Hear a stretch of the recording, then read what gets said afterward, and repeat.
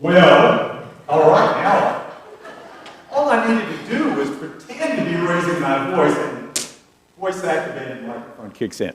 We are continuing our series on 1 Thessalonians this morning. Chess began this series, and we have reached the second chapter of 1 Thessalonians. And I want to begin this morning by asking you to sail across the Atlantic with me in your mind's eye, because we're not leaving right here for the next hour or so. But sail across the Atlantic through the Straits of Gibraltar, all the way into the Eastern Mediterranean.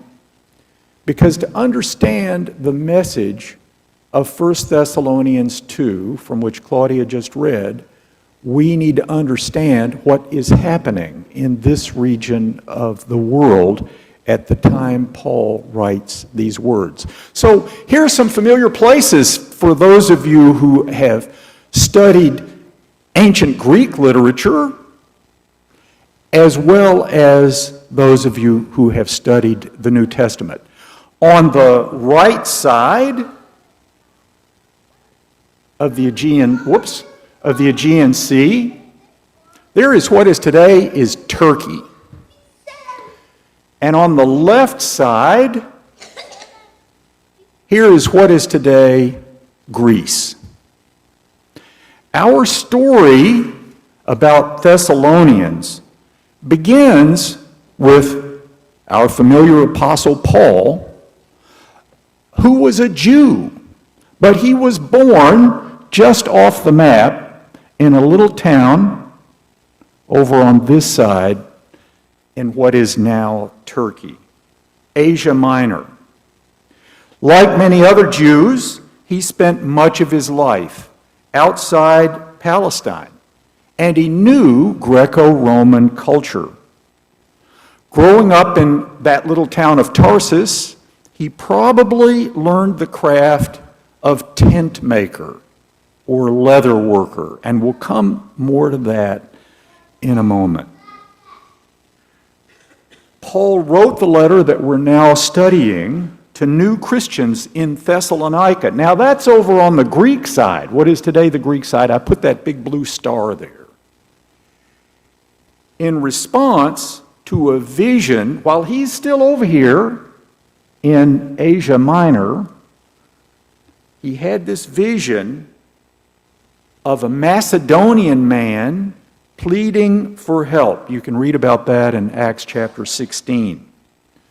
So that Macedonian area is up here in what is today northern Greece.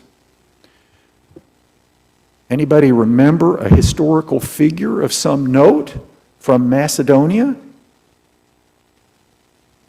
How about Alexander the Great, right? Whose conquests, about 400 years before Paul, spread Greek culture throughout the Mediterranean area. So by the time Paul comes around and is living in Asia Minor, Greco-Roman influence is strong. Paul over there in Asia Minor gets this vision that says, come over here to Macedonia and help us. And so he does, because he thinks, God is telling me something.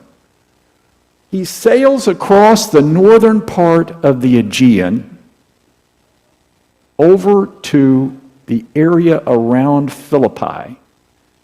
And you can read about this in the middle chunk of the book of Acts. It's really a very interesting story. We won't go into the detail of it this morning because we have other things that we need to cover, but let's talk a little bit about Thessalonica. Thessalonica was the regional capital annexed by Rome. In Paul's day, it was an important city in the Roman Empire. And a Roman road led through Thessalonica that connected the Balkans to Asia Minor. So this was a natural place of influence for Paul to land.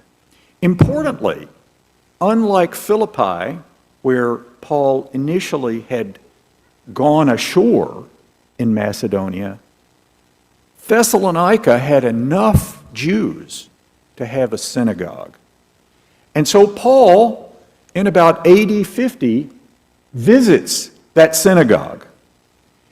And we can read in Acts 17 that he persuaded some Jews there in the synagogue, some God-fearers, people that weren't Jews but were following the Jewish religion as Gentiles, and the text says some prominent women of his message. We'll talk in a minute about just what that message was. And how did he do it? By reasoning with them over 3 Sabbaths while he's in the synagogue. It was just 3 weeks. That's a remarkably short period for him to get his message across. But then some of Paul's opponents caught up to him. And he escaped violent persecution by fleeing Thessalonica at night. And then, as the story continues in the middle part of Acts, you can see that he visited Berea, where there were those diligent Bible students, and then he goes down to Athens, and he gets in trouble in Athens, essentially put on trial in Athens, and eventually he flees over here across the Peloponnesus to Corinth, where he lives for a year and a half working and teaching with his friends Aquila and Priscilla. So that's the background for our story in 1 Thessalonians chapter 2. And what can we say about it? Well, what was Paul saying when he got to Thessalonica? We read about this in Acts chapter 17. His message basically boiled down to 3 things. And the first 2 of them are these. Jesus had to suffer and then be resurrected. And he's teaching this from the Jewish scriptures. And when it says he had to be resurrected, that necessarily meant that he had to die. That's what Paul was teaching in Thessalonica. And he also said, and Luke records this in Acts, that Jesus was the promised Messiah. Now, that doesn't sound so controversial to us.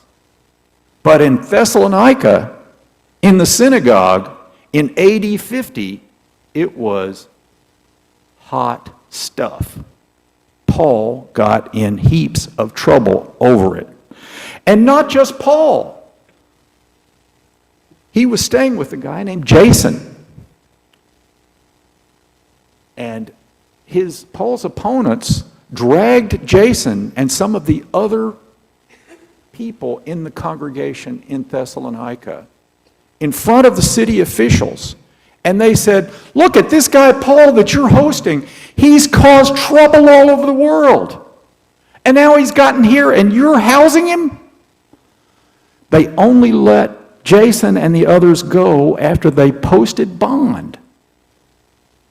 And they also said, these opponents of Paul, that Paul is teaching something very incendiary. Paul is saying that there is another king. In other words, Caesar is not really the one in authority. And that was a dangerous message in the time of the Roman Empire. So dangerous that Paul had to escape at night to avoid physical threats.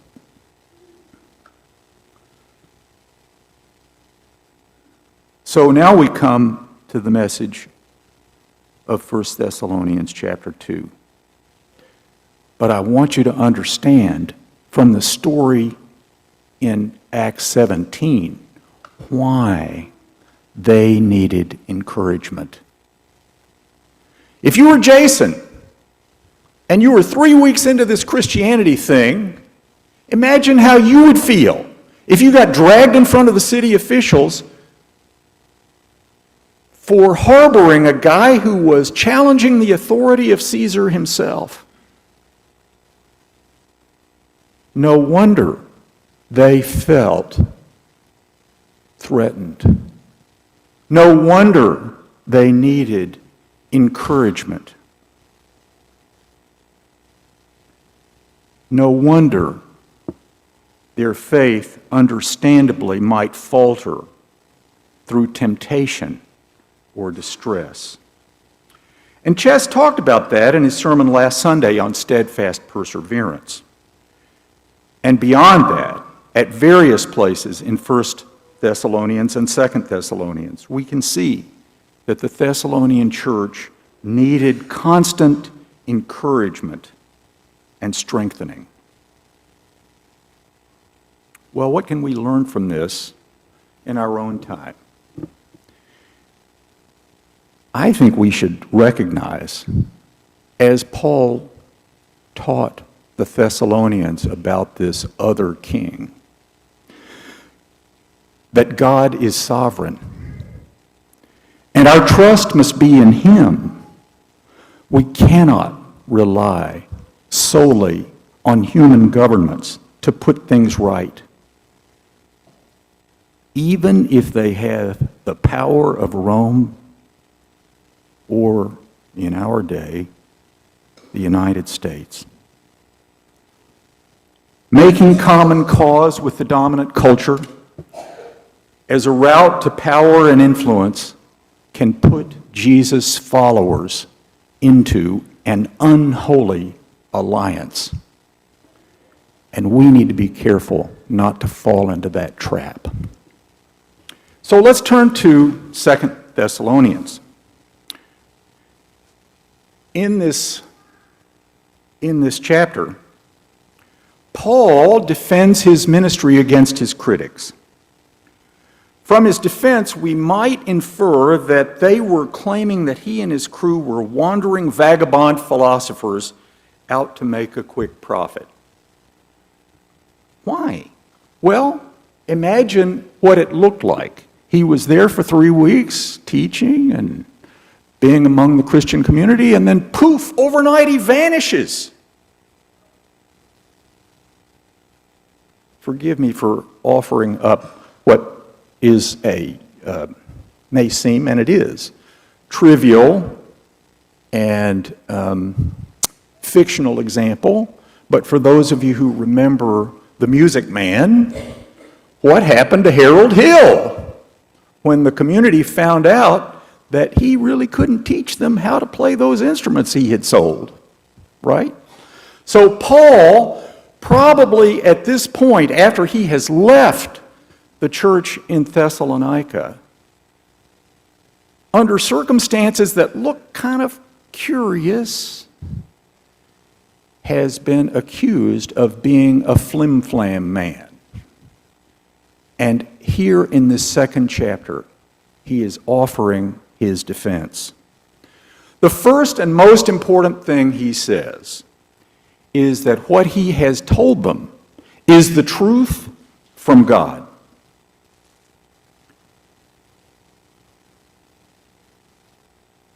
He says that in multiple places in this chapter as part of his defense. He says he has spoken to them despite strong opposition, with God's help and approval. Well, we can see that that is, in fact, from Luke's record in Acts, what happened. He had been in jail in Philippi. He got out. He came down to Thessalonica. And despite having been at risk in Philippi, continues to teach what he believes God wanted him to say, that Jesus from the Scriptures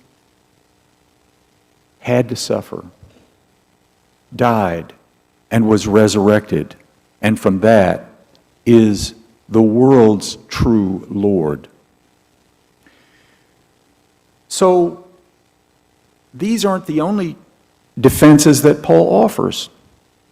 And as we see his response that says, look at what I told you was true, we need to remember also the other things that he had to say in defense of his ministry.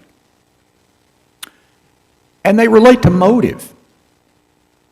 Essentially, he says, my reason for putting myself at risk to tell you the truth did not come from any of the things that might suggest that I'm a flim-flam man.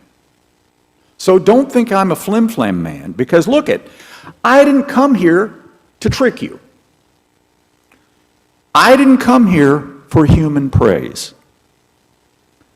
And I didn't flatter you into believing what you came to accept. That series of "it's not that" are an important part of his defense.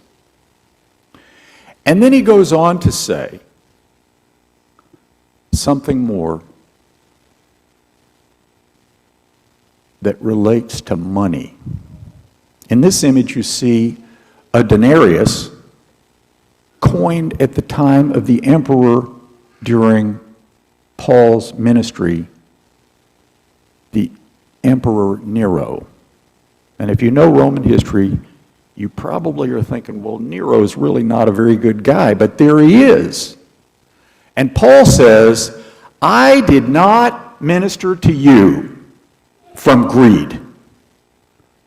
And then he goes on to talk about how he worked while preaching day and night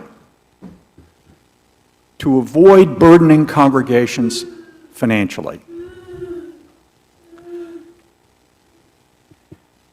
I can see that there's a lot of enthusiasm for this idea. So let's unpack it just a little bit. To show that greed didn't motivate him, Paul cites his secular job. At various times during his ministry, Paul supported himself by working outside of ministry. In each of his letters to the Thessalonians, he mentions this work as a means to avoid burdening them. And in Greek, the original Greek text for this second chapter of 1 Thessalonians, he even makes a little joke. He says essentially, as an apostle, my authority is so weighty that I could have come to you on that alone. But I didn't. And to avoid burdening you, I worked in a secular job. In fact, he says, I worked night and day to avoid burdening you financially. What was he doing? Well, we don't see this in the text of 1 Thessalonians, but think about other places in the Scriptures where we get insights about what Paul did. Probably, Paul was making tents. We know in Corinth, where he went after Thessalonica, he worked in the tent-making shop of Aquila and Priscilla. And that's probably, since that seemed to be his trade, probably what he was doing while he was in Thessalonica as well. Indeed, some people have speculated that Paul grew up in the household of a tent maker. They think that Paul's dad probably made tents for the Roman Empire. And they further think that as a result of that work, Paul's dad had Roman citizenship conferred on him. And that's why Paul can with some pride write in Acts chapter 2, I was born a citizen, even though he was Jewish. So Paul's there in Thessalonica as in Corinth later, probably making tents. This was a point of pride for him. He mentions it in each of his letters to the Thessalonians and 3 times in his letter to the Corinthians. Next, let's talk about how Paul cares for the Thessalonians. I see some parents in the audience. Some of you have grown children. In verse 19 of chapter 2, Paul says that he considers the Thessalonians his hope, joy, and crown. And that sounds to me like a proud parent. There are another pair of references in this chapter that support this idea. Let's see what they are. In verses 12 through 13, he says that he encourages the Thessalonians like a father. And indeed it says that he doesn't just encourage them, but he comforts and urges them like a father. Good fathers are invested in seeing to it that their children mature and have opportunities to thrive. That's how Paul envisioned his relationship with these new Christians. Now let's talk about this next image. How many of you, look in verse 7, how many of you have a Bible that refers to Paul being gentle among the Thessalonians? That was the version that Claudia read for us this morning. How many of you just have it? Show me a quick view of hands. Gentle. Does anybody have something else? Does anybody have, instead of gentle, a reference to little children?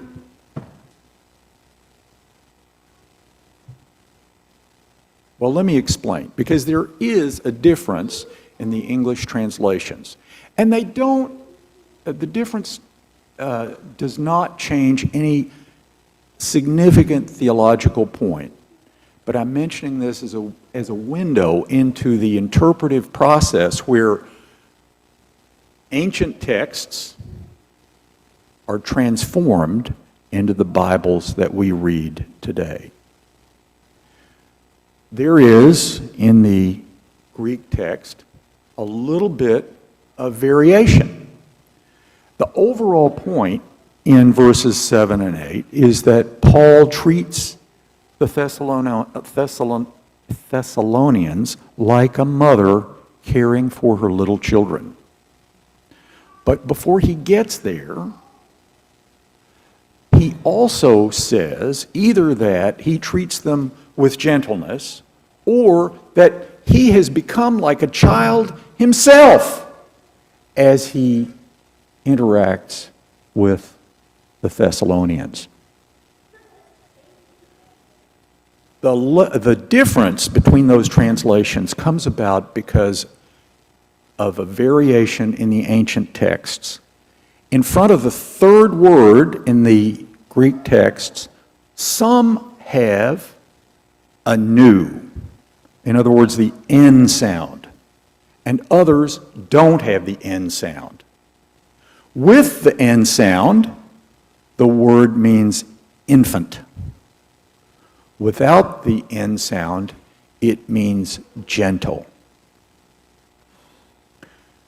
So when the translators confront this slight discrepancy in the ancient Greek texts, they have to make a choice. Which one seems more likely? Which one fits the context better? Which set of manuscripts seem more reliable? And they've made different choices. That's why some of you will have a translation that uses the word gentle, and others have a translation that says little children. And sometimes the translators even change their minds. on what they think the most appropriate translation is. So, for example, in the 1984 version of the New International Translation, the word gentle is used. But by 2011, the translators thought better of it and changed to what they believed to be the more accurate and reliable old manuscripts, and now the NIV reads little children. Paul is saying, I think the little children is actually the more accurate of the translations based on when the texts were written and other things. Paul is saying, in response to this charge, Paul, you're a charlatan, you're just out to make a quick denarius. Paul is saying, no, I'm not. When I interacted with you, I became like a little child. I became as innocent as a baby when I interacted with you. I did not have my own welfare in mind. I did not seek to trick you. I was as innocent as a baby. And then when he got that idea of baby in mind, mother came up. He imagined himself first as a baby, and then he imagined himself as a nursing mother. And he describes his relationship with the Thessalonians in one of the most intimate, moving ways that could be imagined when he says, I fed you like a nursing mother from my own body. So I think what we have here in this 7th verse is Paul saying, I interacted with you with childlike innocence and self-giving maternal love. Paul the parent to the Thessalonians, that's an important part of his defense against the charges that were being raised against him. Well, that leads us to the last point. Christian community should function as a family. Scan through 1 Corinthians chapter 2 and count the number of times that Paul uses the phrase brothers or brothers and sisters. Anybody see how many times that is? My count is, looking at the NIV, 4 times in just one chapter. That's a lot. Paul considered the sibling-like relationship between Christian family, a family of believers that met together in one place, to be as close as brothers and sisters. And we don't always do such a good job on the English side of our congregation in expressing that as we might. But we should envision ourselves as being that close in the way we relate to each other. Well, it's 4 times in just one chapter. And I counted up the number of times in all of Paul's letters that made it into the New Testament, the phrase brothers or brothers and sisters in referring to fellow believers. 89 times. This was an important concept for Paul. And so, as we envision what it means to be a faith community following this other King Jesus, we need to grapple with that kind of family relationship. We see this, perhaps best of all, in 1 Corinthians chapter 4, 9 and 10, where Paul says that God has taught the Thessalonians to have sibling-like love for all the brothers throughout Macedonia.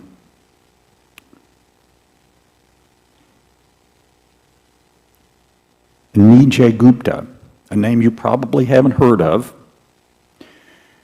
recently penned a commentary on 1 Thessalonians 2, actually, but I'm quoting now from the New Covenant commentary. And he says this: the community of Messiah Jesus is more than a club of like-minded religious people. They belong together in the most intimate kind of relationship that can be conceived. Let that sink in. It's not just a religious club. It is a God-designed family relationship among the people that you worship with in this place. Well, throughout 1 Thessalonians, especially in the last chapter, Paul specifies how these faith siblings are to relate to each other. He urges them to work with their hands so that they will not be dependent on anybody, just as he did, as he modeled what Christian life should be while he was among them. And conversely, he urges the Christian community to warn those who are idle or disruptive in chapter 5, verse 14. He also says that they should encourage the disheartened and help the weak. And they should acknowledge and pray for their leaders. This congregation functions in the manner Paul taught. We relate to each other as mutually supportive brothers and sisters. And God intends for each of us to have tasks that support the welfare of our whole spiritual community. Which are yours? How well are you performing them? I know that can be hard, especially when our leaders implement decisions on matters of opinion about which we may personally disagree. But guess what? Maybe this has been your experience too. It's been mine that in families, disagreements sometimes happen. And nevertheless, it's important for families to stick together. We interact as a spiritual family in many ways. We teach each other, both adults and children. We share time in each other's homes. When in our community a baby is born or someone dies, we provide meals and comfort to help a household through tough times. We eat together, including at the memorial meal at the table at the heart of this auditorium, to remember the broken body of that other king that Paul taught the Thessalonians about, and the manifestation of that body in his disciples today. And we'll be encouraging you to join us there in a moment.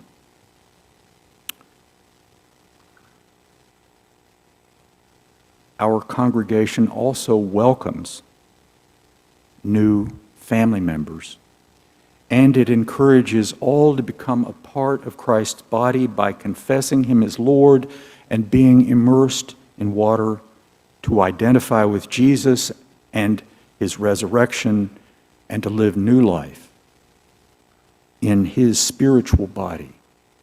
That invitation is open anytime, and we encourage you, if you want to use it, to talk to me or our other elder Keith this morning, or whenever the occasion may present itself, including now, as we stand and sing together.